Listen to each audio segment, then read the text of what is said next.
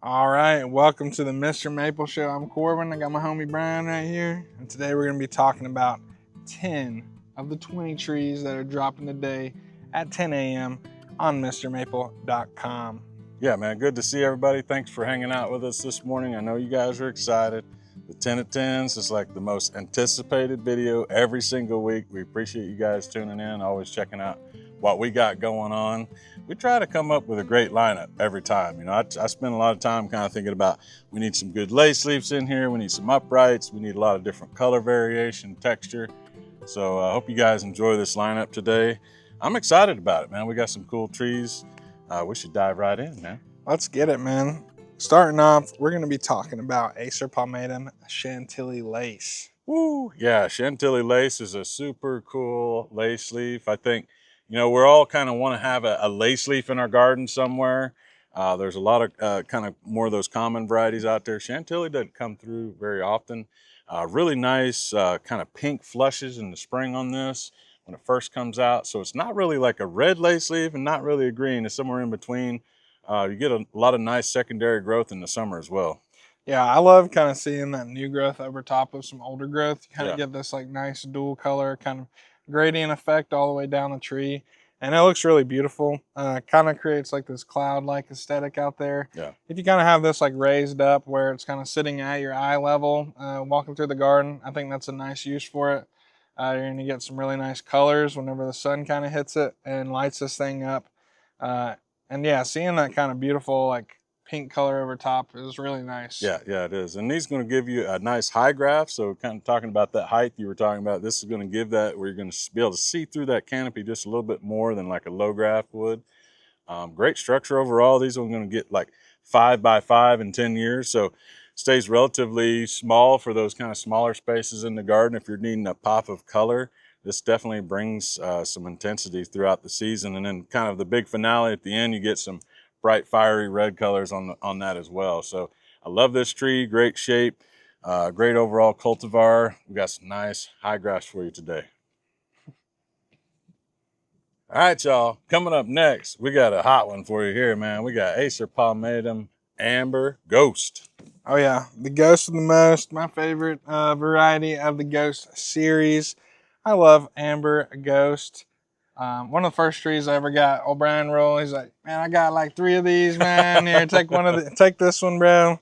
And yeah, I love it. It was something that I feel like is a nice starter spot. Yeah. Like, it's a good tree to get if you're kind of just getting in to maples, but you're not particularly too interested in like a blood good or you know, like a lace leaf. I think Amber Ghost is a nice like starting spot. It's gonna it's nice because it gives you like a lot of warning signs. I think this is one where you're gonna know what's going on with a tree by the color of its leaves most of the time. Yeah. So what happens is like if you have it in the shade, it's gonna be really kind of cream, like cream and greens. If you have it in really hot sun, you're gonna get like some really kind of deep reds out of like the stress a little bit. Right. And you find it somewhere in the middle. That's when you kind of get the best of both worlds, the amber color. You're going to see some of those reds, and you're going to see some of those creams too. Yeah, really cool tree. I mean, this is Talon Buchholz's introduction, part of that Ghost series that we all love. I mean, I think too, it's kind of like, you know, it's kind of the entry fee into the reticulation nation. Exactly. If you're trying to dip your toes in that, start out with an Amber Ghost. I think you won't be disappointed because like it's such a balanced tree. You know, in my opinion, like you get great colors, great reticulation, great overall structure too. This has a very like strong upright habit to it. I love the way the light plays through the leaves on this as well. Really, really nice, kind of a larger leaf too, especially once they get a good size. So that reticulation really stands out on this. Man, I've got one in my garden. I've got a couple of them around, and that's why I wound up giving. That's why I love this cultivar, man. It depending on where you put it, you can get a lot of variety of color on it. So that's what's cool about it. Yeah, the reticulation nation is strong with this one. I know, you know, sometimes we might get pitted against each other with the reticulation nation, but you got to understand, bro. The sum is greater than all the parts combined, man. So a purple ghost is gonna look pretty dang nice next to an amber ghost. Get a lot of contrast going on there.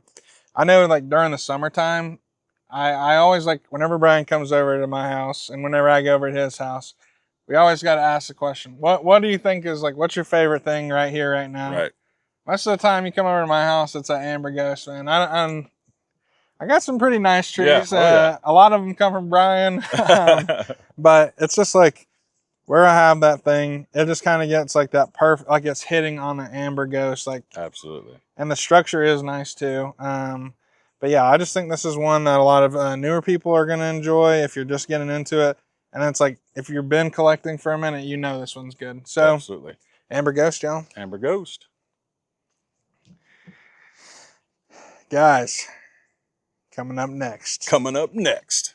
We got you a Jeddeloh Orange. Man, I love this cultivar. Honestly, I was excited to see this coming back because it's one of my favorite lace leaves. You know, like it's hard to put things in categories, especially start naming favorites, and especially there's so many different lace leaves.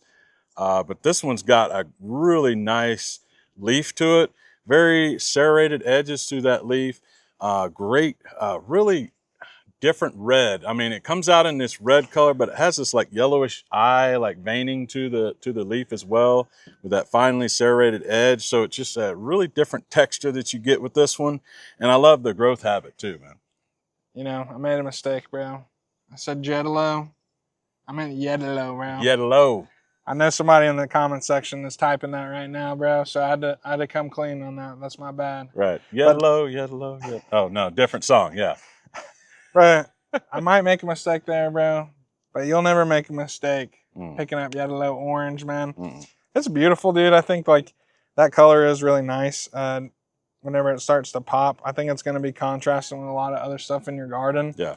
I think it would look nice next to that Chantilly Lace we just talked about. But one of my favorite things about the lace leaves is just like how the gradient looks like kind of stacked up on top of each other. I know I talked about that earlier, but each different color, each different leaf size, like it makes these like different textures. Like we were just walking around the garden here at Maple Mama's and Mr. Maple's house, Evelyn Nichols and Norman Nichols, and I just look at all the lace leaves, and I think sometimes like whenever we look at 1 gallons a lot, right, you like start to think of a plant a certain type of way, but then like whenever you see it out in the garden where it's supposed to be, like you really start to pick up on the nuances, and like, you know, that's why you know, we do that 7-year rule kind of thing. So like you really know what you're getting into, because sometimes like that 1 gallon doesn't show the whole picture. Yeah, that's very true. But yeah, it's kind of hard to understand sometimes what plants do, especially at a young age, without seeing like what, you know, a more mature size specimen looks like out in the garden. You know, with this one, I always kind of recommend giving this some sun. This thing can handle a good amount of sun, and it really picks up the color on that. And I like the way the light plays through this one. You'll see a picture that we took on our webpage that just really just illuminates on this one. It has some kind of backlighting from the sun. Really pretty. So give that some light. You know, you can kind of get a play with that extra color variant that you can get when the light plays through it. New growth on this, it goes back to that really bright red colors. So it really contrasts well over that kind of greener, older growth. But definitely one that I think you should add to your collection. And I think we've got some nice low grafts for you today. Jeddeloh Orange. All right, y'all. We got an exciting one for you here, man. Check this out. We got Acer Palmatum Versicolor. Oh yeah. Some of my favorite styles are that Ariadne Nishiki style variegation maples. I think that they just have some of the most dynamic color, and it really shows you what a Japanese maple can offer. Absolutely, yeah. The color variance on this is really, really nice. Every leaf is a little bit different pattern of variegation. I like that about it. You get some really bright pinks, some softer whites, and those kind of pale greens. Really, really cool the way that reticulation kind of morphs and kind of distorts that leaf a little bit.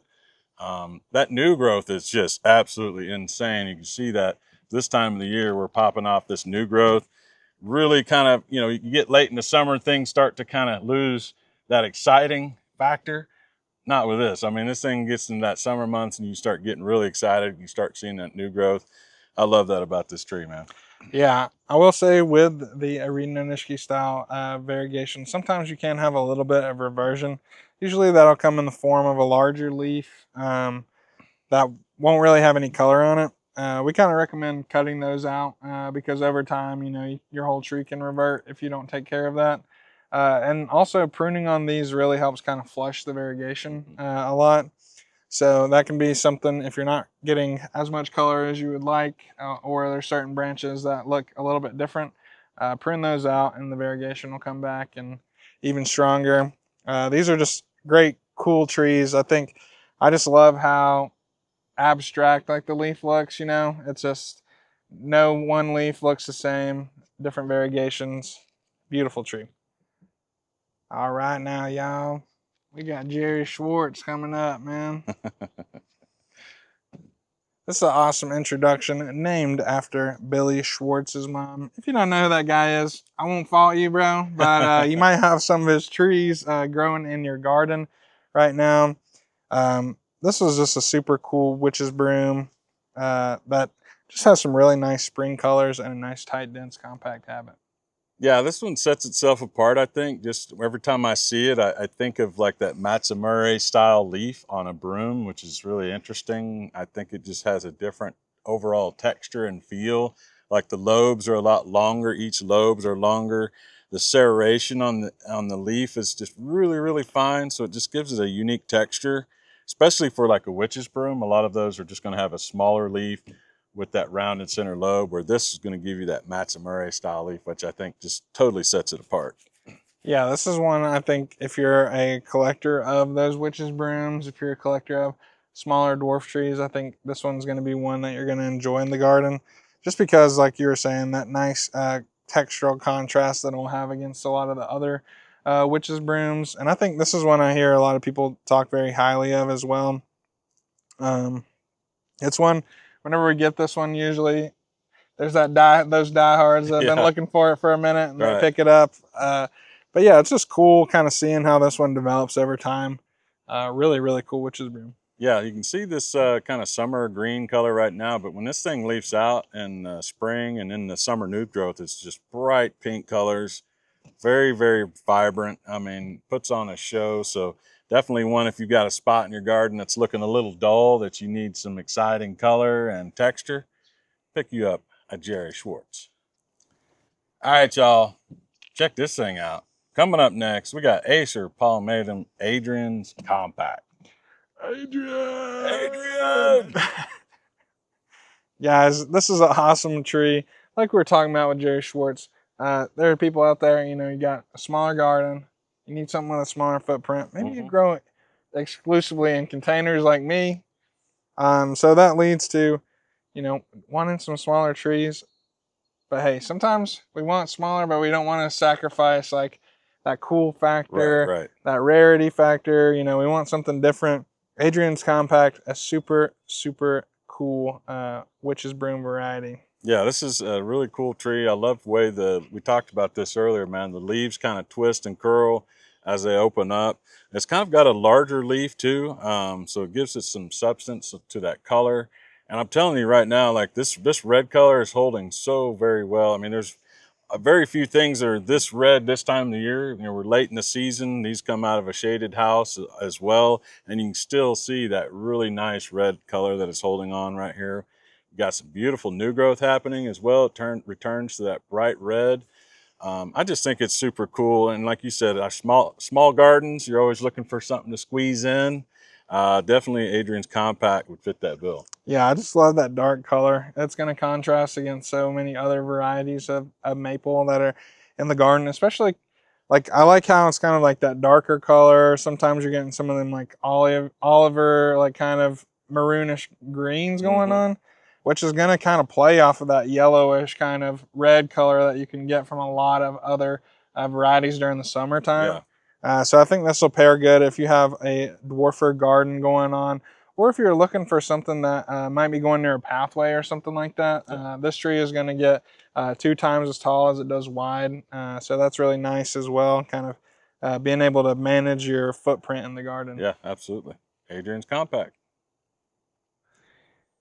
All right, y'all, here we go. We got another cool one for you. Acer Palmatum Little Sango.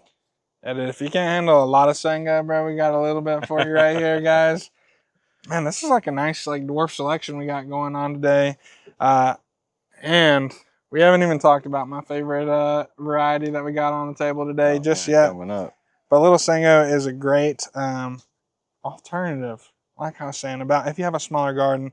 I was really like looking at this. I think this would be a great candidate for like some bonsai, honestly, man. Because like, you know, this thing kind of greens up on the bark during the summertime. And like during, like as you're moving into the spring, you're going to kind of lose some of that color that you built up during the year. But don't be worried. It'll come back during that fall time. Yeah. Whenever all that kind of chlorophyll gets broken down and changed and the pigment starts to change in the bark, you're going to be thinking, oh yeah, I'm happy I picked that guy up. It's looking pretty fiery out there in the wintertime. But yeah, I would love to see this as a bonsai, honestly. Very cool tree. Yeah, it's got some nice smaller size leaves on it too. Kind of a little bit different leaf shape too. It kind of distorts a little bit and kind of twists and curls that leaf slightly. This is a cool one, man. Only getting about 6 feet in 15 years, so it takes a minute to get it out there. But yeah, you're right. I mean, I think it'd be really cool for bonsai, something like that. And I love the concept and idea of a dwarf coral bark variety. I think, you know, there's not a whole lot of them out there, so your options are limited on that. If you're wanting a coral bark, but you don't have a lot of space, this is definitely one that should be high on your list. Really, really vibrant, like that yellow, blazing yellow colors you expect from like Sango Kaku. You get that same fall color on this, so it just really lights up in the fall. And then you get that kind of rebirth of that crazy coral bark color on there as well. So overall, I mean, this is an awesome tree, guys. You definitely need to pick one of these up today. Guys, coming up next, we got an awesome Acer shirasawanum Green Snowflake. Woo! Yeah, this is cool, man. We got some great sizes for you today. We've got some 2 gallons. Now, these are low graft staked, so they've got some height to it, which is good for this cultivar, especially because this is a super slow growing lace leaf with a shirasawanum influence, right? So that's what kind of sets this apart. You don't see too many shirasawanum lace leaves. This gives you that kind of full moon-esque feel to a lace leaf. I love that about this tree. Super interesting texture. Yeah, I just love like whenever we're getting lace leaves other than palmatum. Right. No hate, man, no hate. But it is just so cool to like see like how that kind of species it's like an interpretation of like a lace leaf, which is cool. Like every single species does it a little bit different, and then inside of that you kind of have variations, which is super cool. I think that's why we all love maples, man. It's just like, what the heck, dude? It's just like such a weird plant. It's like it does all these different things, and like maples just grow all around the world too, man, which is super cool. Green Snowflake is one you're gonna really enjoy for that textural kind of look in the garden. And then like I just love like the layered effect that it kind of gets like as it's kind of growing. Yeah. And that leaf is just really nice. And it is. And the fall color on this thing is really, really interesting. You can get these like soft pinks, like these pastel pink colors with some yellow in it. I mean, really, really beautiful on this. Great sizes to start with. I mean, most of the time, you know, we're dropping some 1 gallons of this cultivar, but these are some nice 2 gallons, staked up tall, ready to go in the landscape. Get this in your garden, and then you'll get to see that fall color this fall. Be pretty nice, man. Pick you up a Green Snowflake. Coming up next, a member of that Reticulation Nation, guys. We got Ariadne. Check this thing out, guys. This thing is really, really cool. I love the foliage on this. It gives you a nice bigger size leaf, which is kind of interesting, and it gives a really sharp, like serrated edge to that leaf too. So the texture is just different than most of your other reticulated types. That's what really draws me to this one. Yeah, I love this variety. I think it is funny, man. It's like this tree can look so many different ways depending on the conditions it's in, just like the Amber Ghost. Right. But it's like that leaf shape always gives it away. I think it just looks very distinct out there in the garden. I just love the range of colors. That's kind of a common thing in you know, there's that's kind of a common thing in those reticulated varieties. You know, you get a wide range of color. But it's just cool how like that range varies on different varieties. And I think like you're gonna really love like the feathery kind of texture that this one gives out in the garden. It's gonna pair with a lot of those other maples. I mean, Maikujaku would look pretty cool next to this texturally. Yeah, absolutely. And then like during the fall time, whenever you're kind of going to get some yellowish oranges on this guy, you're going to be getting purples and reds kind of playing off of those during the fall and that sort of thing. So it's going to look really cool out there. Yeah, I think it's a nice transition of color. Like if you think about spring going into summer, and then that nice kind of variety of color in the fall with those yellows and oranges popping through. I just think it's a nice transition of colors. You get kind of all of the best colors of a reticulated type. And again, so we say this every time, but you can really play around with that color spectrum depending on how much sun versus shade. So I really think this is a versatile plant for any garden landscape. We got 3-gallon sizes for you today. I mean, you put these out, they're going to look amazing right away, and then you get to enjoy that fall color here coming soon. So definitely need to pick one of these up. All right, y'all. Look at this banger we got for you today. Woo! I'm telling you, man, I'm excited about this. We got a 5-gallon size Acer Palmatum Kiyohime. Yeah, man, I feel like that guy from Austin Powers, bro. Instead of getting my belly, bro, I'm saying get in my garden. Get in my garden. Look at that thing, man. This thing's absolutely beautiful. I love we got some good sizes for you guys. You know, sometimes you just need a little instant gratification. There's nothing wrong with that, especially as a gardener. You know, we all learn patience from gardening, but sometimes you just want to kick that up a little bit and get some instant gratification. Great size of these, man. When we were pulling these from that set, I was like, man, every single one of these has got great structure, great size. You know, Kiyohime is known for that dense, compact habit, multi-branch, kind of tightly layered habit.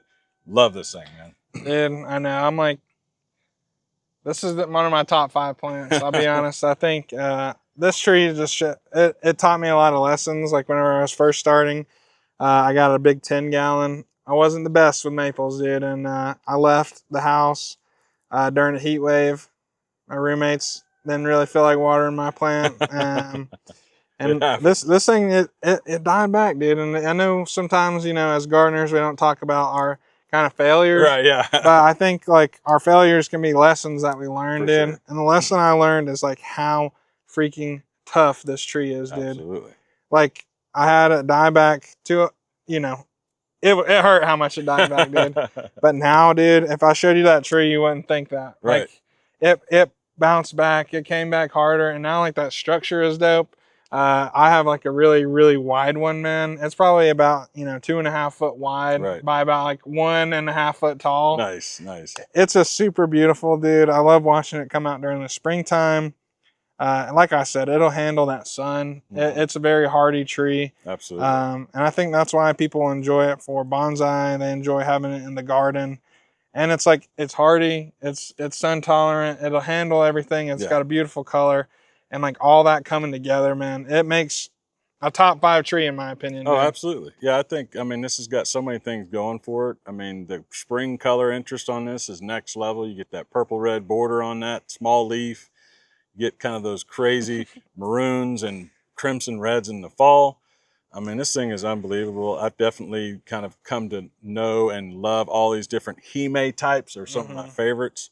Kurohime is one of my favorite dwarfs, but Kiyohime is absolutely amazing. We got some great sizes for you guys today. This is the last one on the table, but definitely not the least, right? We saved the best for last.